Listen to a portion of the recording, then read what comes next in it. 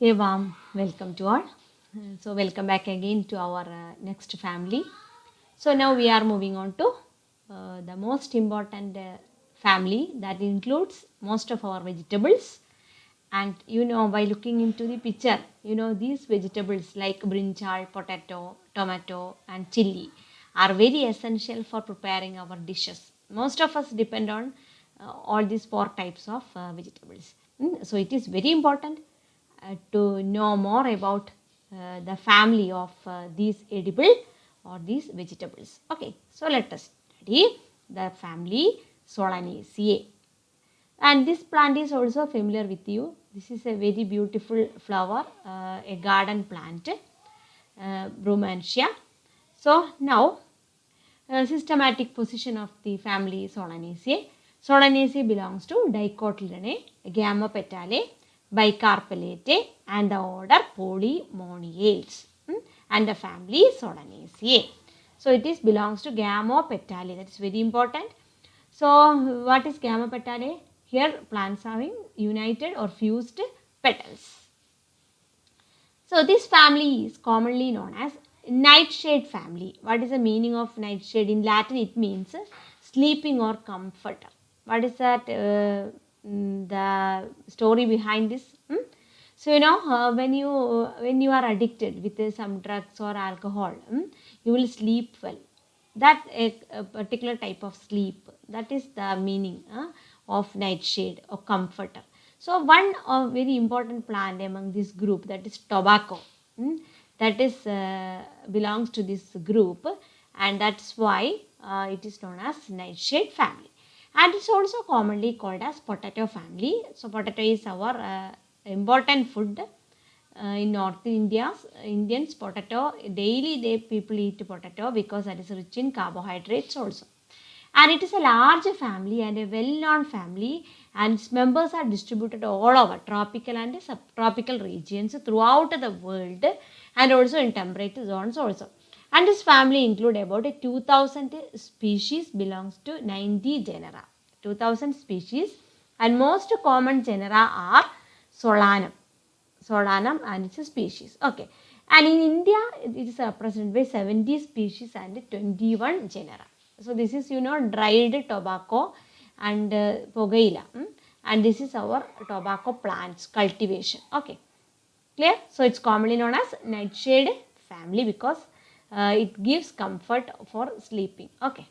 Now the plant's habit is usually they are herbs or shrubs, and most of them are some are very rarely tree or lianas, and most of them having prickles present in their stem or in their leaves, and also trichomes, stellate trichomes with star shaped hairs on its leaf, stem, etc. Okay, so hairs are also very common, and also prickles are also present among the members of this family Solanaceae. Clear? Okay. Now looking upon the leaves. Leaves may be simple or pinnate or ternate, that is spirally or with exstipulate. Stipules are usually absent. In the case of tomato, that is Leica persicon, you can see pinnate sect leaf. This type of leaf is known as pinnate sect leaf. It's actually not a pinnately common leaf, but some simple leaves are actually divided. That is pinnate sect leaves. Most cases, this is a leaf of brinjal, so you can see some different shapes. So this family is well known for its particular shape and character of leaf. One very important character, that is the another character is adnation, that we will discuss. Then about the stem. Stem is usually aerial stem growing above the ground, and they are erect, climbing in one species, that is Solanum jasminoides. It is climbing one. Usually they are herbaceous, woody, cylindrical or branched in nature. Okay, when brinjal, after it will stable for 1 year or 2 year, that plant, what is the condition of the stem? That become woody nature. Okay. Then underground stem is a common feature of Solanum tuberosum, that is potato. What potato, what we are eating is a modified stem. That is an underground stem, that is a tuber. One example is Solanum tuberosum. Okay. Then another typical feature of the family is bicollateral vascular bundle occurring in the stem of these plants. I was looking into the anatomy. this plant showing bicollateral vascular bundle. That's a typical feature. Okay. What about the inflorescence? Inflorescence is axillary or umbellate cyme or helicoid cyme in Solanum. Usually cymose inflorescence is the typical feature. Okay. Then flowers are always bracteate. Usually most of the plants having bisexual flowers, and they are pedicellate with stalks, and they are actinomorphic. Very rarely zygomorphy also present. Then hypogynous, that is ovary superior. Clear? Hypogynous, bisexual, actinomorphic flowers occurring in cymose inflorescence. Clear? Okay. Now, I told you this leaf of these plants are very important. There is a phenomenon known as adnation. So this is usually asking for examination. Adnation in Solanaceae. What is adnation? Leaf nature. Its leaf is having differently oriented or differently directed or positioned. So by looking upon the one node, you can see different sized leaves. In one node, if it is arranged alternate, in another one it is whorled. Okay, so petiole usually show adnation with the stem. Petiole usually fuse with the stem, usually in the internodal region. This is the internodal region. So petiole usually show fused with the internodal regions. And in the region of inflorescence, leaf appear to be opposite or whorled. Means numerous leaf or opposite in the region of inflorescence because of the fusion of petiole with the internode. That phenomenon is adnation. So fusion of petiole with the internode at the point of arrangement of inflorescence. Okay. And one of the branch at each node is underdeveloped. Some of the branches in the node is underdeveloped. Okay. And there is a pair of unequal leaves. So what are the problems? One is petiole fused with internode. So during the time of inflorescence at a node, you can see the different arrangements. Some may be whorled, some may be alternate. And also one of the branches at the node is usually underdeveloped. These conditions are known as adnation. So this is a question usually asking for examination. Adnation in Solanaceae. Clear? Okay. Now, about calyx. This is also peculiar. The calyx is usually having 5 sepals, and that is gamosepalous, and tubular or campanulate. That's campanulate in shape or tubular in shape. And see, so and also this is valvate estivation and persistent calyx. You can see this outer covered portion. This is the persistent calyx. This appears scaly or thin. So this is the plant of Physalis motamuli in our common language.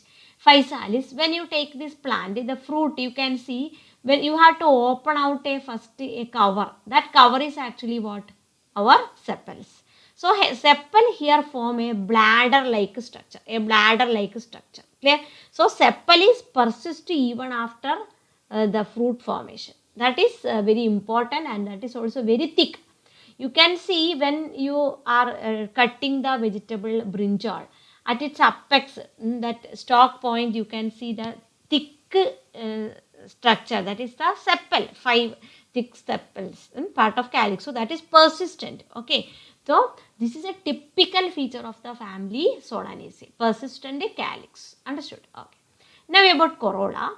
It is also very important. Gamopetalous corolla, and that is tubular or infundibuliform. The shape is infundibuliform or tubular or plicate also. You can call it as plicate.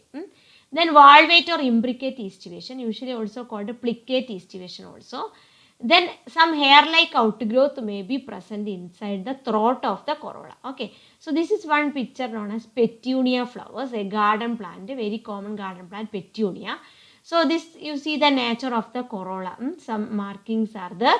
This is plicate shaped, plicate corolla, and here you can see some hair-like structures in most of the members. This is a corolla throat. Okay. Now, androecium. These are the stamens or anthers. And anthers, when a brinjal flower opened, violet color flower, it's very beautiful to see its stamens raising out. Now you have to look into deeper. You have to observe the flower of brinjal. You will feel that. So that is epipetalous polyandrous, and alternipetalous means alternate to the petals, arranged alternate to petals. And filaments are inserted deep in the corolla tube. See, only a portion of the filaments you can see outside. But everything, the balance remaining part is inside the corolla tube. Okay. Then basi-fixed or dosi-fixed. See, that's very important feature. Filaments, most of them are inside the corolla throat. Alternative to petals, it is arranged. Clear? Now about gynoecium.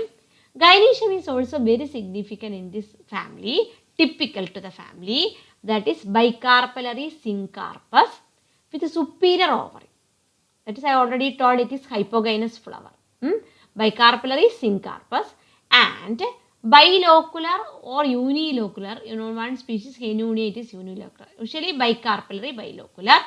See, the placentation is axile, but very important is the placenta is swollen and also obliquely placed. Position is oblique. See, this is a cut open capsicum. You can see here, this is a swollen placenta. Placenta is very thick and swollen, in which the ovules are arranged in axial placentation.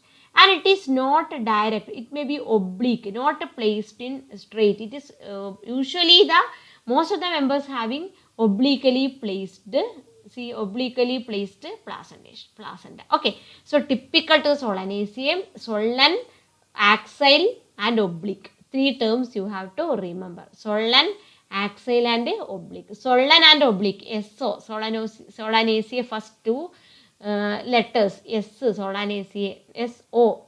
S means swollen, O means oblique. That's typical to the family Solanaceae. Clear? Many ovules are present. You know that in chili and tomato and also in capsicum you can see, when you cut open you can see this. And some cases nectariferous disc is also present. Okay? Then very simple style, you can see here in this picture the style, very simple style and also bifid or capitate. This is capitate stigma. Sometimes bifid, two parts are there.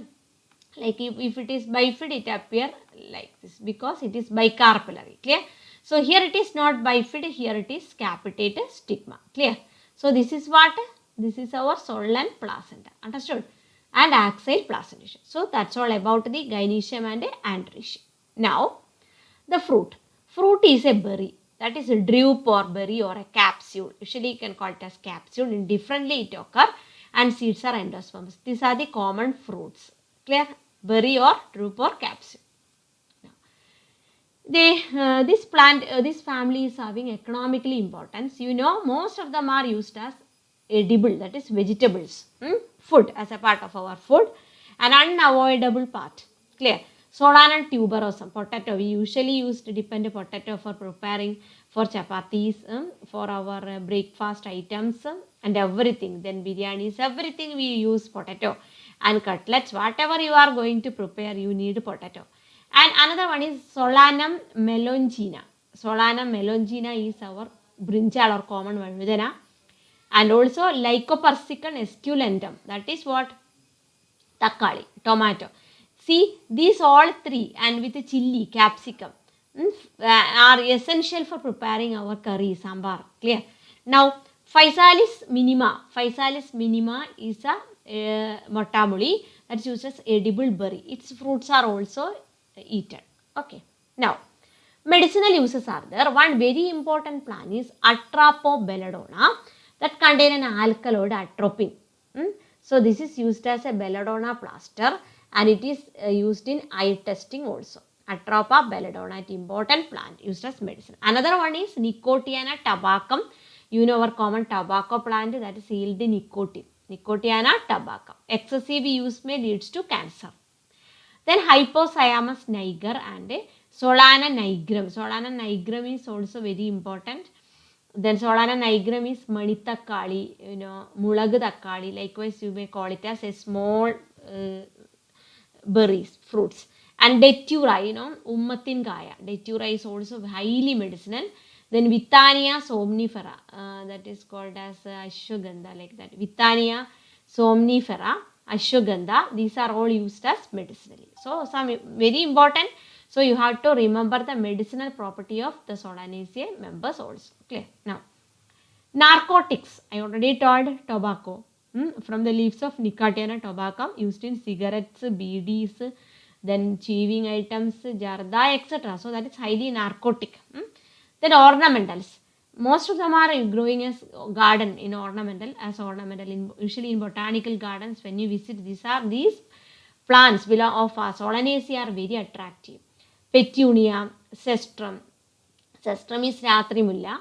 Petunia is the very common. This is the petunia and this is the cestrum. Then our Brugmansia that I given in the first slide, that introductory picture. So they are all highly attractive ornamental plants. Then what are the primitive characters of this family? Their shrubs are there, trees are there, simple leaves, solitary inflorescence, actinomorphic bisexual flowers, entomophily, pollination by insects, and numerous ovules are primitive. Advanced features include herbaceous nature. Most commonly plants belong to the Solanaceae herbaceous. Then calyx and corolla are usually gamosepalous. That is also an advanced feature.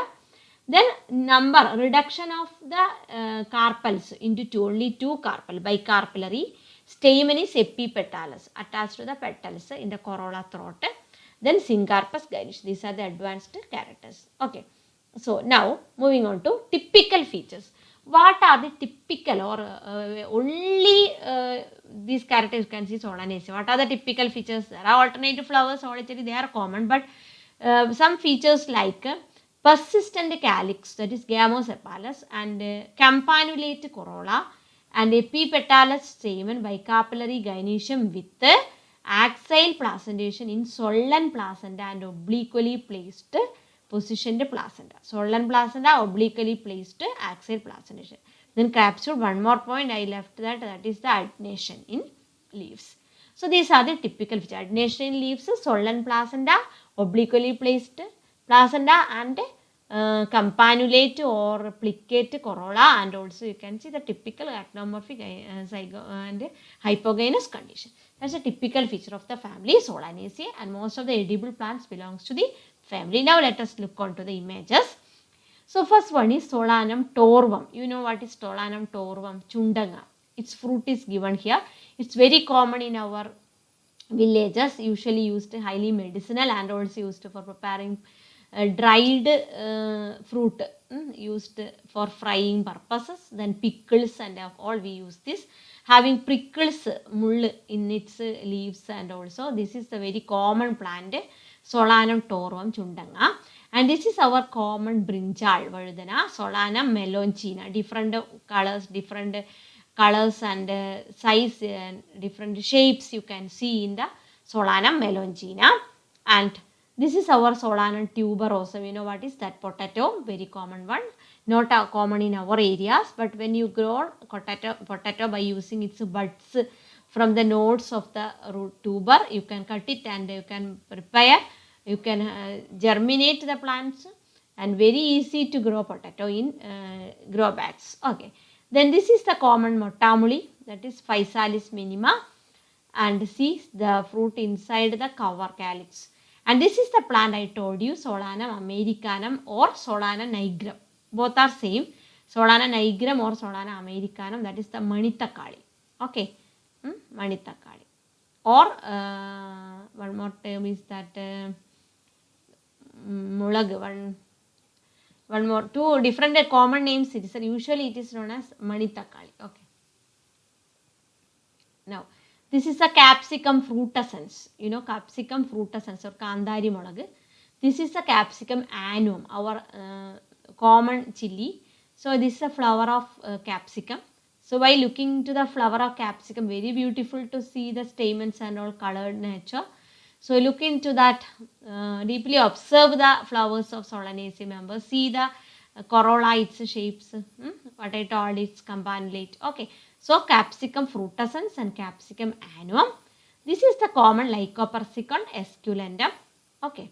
This is the Datura stramonium. Datura is a Ummatin Gaya. This is a very common plant in our field.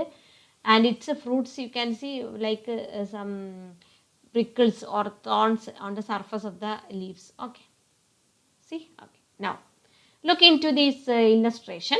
So, this is about Solanum torvum. This is a plant Solanum torvum. This see the anthers. Then the swollen placenta arranged. These are the flower LS. You can see. conditions of different arrangements of petals, sepals. See the gynoecium, capitate, stigma. Okay. See how you have to draw like this. Usually Solanacean ovary is usually draw like this. Solan placenta obliquely placed. So don't draw straight. You have to draw like this only. Okay. Usually we will draw like this. Usually we will draw like this. Here. Usually draw like this. But here you have to draw a little bit like this and ovules like this. Okay, don't draw straight. This is the oblique placenta now. So this is the another physalis minimum. Physalis minimum. See its petals and the arrangement of stamens alternate to the petals. Okay. Arrangements, different parts. Flower, campanulate, corolla. See. So by looking into the nature of the leaf, see that different one node having different shaped leaves, different sized leaves are there. I already told. If here it is alternate, by looking into this inflorescence region, what is the condition? Numerous leaves, differently shaped, sized leaves. Okay, one small, one large. Likewise, that phenomenon is what I told you, alternation. So, by looking into the plant itself, you can see this is a typical feature of Solanaceae. And then you look into the flower. So, here again you can confirm that plant belongs to Solanaceae. Then take the section of the ovary, then confirm it, Solan placenta oblique position, then surely that will be Solanaceae. So, very easy to identify the plants of Solanaceae. Okay. So, I hope you understood well. So, study well. There are lots of plants belongs to this family for you to prepare herbarium sheets. So, okay, I hope you understood well. So, have a nice day. Thank you.